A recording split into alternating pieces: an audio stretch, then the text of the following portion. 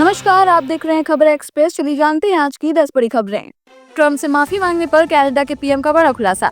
Canada के प्रधानमंत्री mark Carney ने बताया कि उन्होंने अमेरिकी राष्ट्रपति डोनाल्ड ट्रंप से माफी मांगी है क्योंकि ओंटारियो सरकार द्वारा जारी एक विज्ञापन में पूर्व अमेरिकी राष्ट्रपति रोनाल्ड रीगन के पुराने भाषण का इस्तेमाल कर ट्रंप की टैरिफ नीति के खिलाफ संदेश दिया गया था।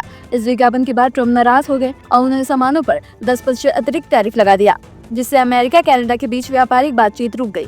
जबकि अमेरिका पहले ही कनाडा पर 35% टैरिफ लगा चुका था, जो अब बढ़कर 45% हो गया है, जो बात और ब्राजील के बाद सबसे ज्यादा है।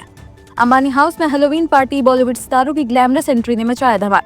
कंटेंट क्रिएटर उरी ने शुक्रवार को एक हैलोवीन पार्टी का वीडियो शेयर किया, जिसमें बॉलीवुड के कई बड़े स्टार शामिल हुए। इस पार्टी में आलिया भट्ट, दीपिका पादुकोण, रणवीर सिंह, अर्जुन कपूर, आर्यन खान, नीता अंबानी, आकाश अंबानी और श्लोका मेहता जैसे सितारे नजर आए।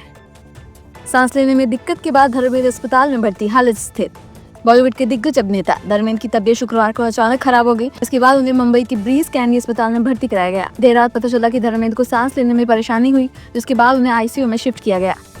यूकेएसएससी में पेपर लीक केस में सीबीआई ने शुरू की जांच। यूकेएसएससी के 21 सितंबर को हुए पेपर लीक मामले में सीबीआई ने एसआईटी से सभी दस्तावेज और केस फाइलें मिलने के बाद जांच शुरू कर दी है। सूत्रों के मुताबिक सीबीआई अब इलेक्ट्रॉनिक सबूत इकट्ठा कर मुख्य आरोपियों संदिग्धों से पूछताछ करेगी। उपराष्ट्रपति सीपी राधाकृष्णन पहली बार काशी पहुंचे। देश के उपराष्ट्रपति सीपी राधाकृष्णन शुक्रवार को पहली बार वाराणसी पहुंचे। उन्होंने कहा कि वे 25 साल पहले काशी आए थे और तब मांसाहारी थे, लेकिन गंगा में स्नान करने के बाद उन्हें मन में ऐसा बदलाव आया कि उन्होंने हमेशा के लिए मांस खाना छोड़ दिया। उन्होंने कहा कि धर्म को कभी कभी संकटों का सामना करना पड़ता है, लेकिन अंत में धर्म की ही जीत होती है। इस दौरान सीएम योगी भी मौजूद रहे। जी-मीन्स 2026 का नोटिफिकेशन जारी। एनटीए ने जी-मीन्स 2026 का ऑफिशियल नोटिफिकेशन जारी कर दिया है। सेशन 1 के लिए रजिस्ट्रेशन प्रोसेस 31 अक्टूबर से शुरू हो चुका है और 27 नवंबर 2025 तक ऑनलाइन आवेदन किया जा सकता है। भजन में ट्रंप का नाम जोड़ने पर पंजाबी सिंगर गैरी संधू विवादों में। Punjabi singer Gary Sandhu America के कैलिफोर्निया में हुए एक लाइव शो के दौरान मां वैष्णो देवी की भजन को अमेरिकी पूर्व राष्ट्रपति डोनाल्ड ट्रंप के नाम से जोड़ने पर विवादों में घिर गए हैं। उन पर हिंदू देवी देवताओं के भजन का अपमान करने का आरोप लगा है। शिवसेना पंजाब के नेता भानु प्रताप ने कहा कि गैरी संधू ने हिंदुओं की भावनाएं आहत की हैं, अब उनके खिलाफ कड़ा विरोध होगा।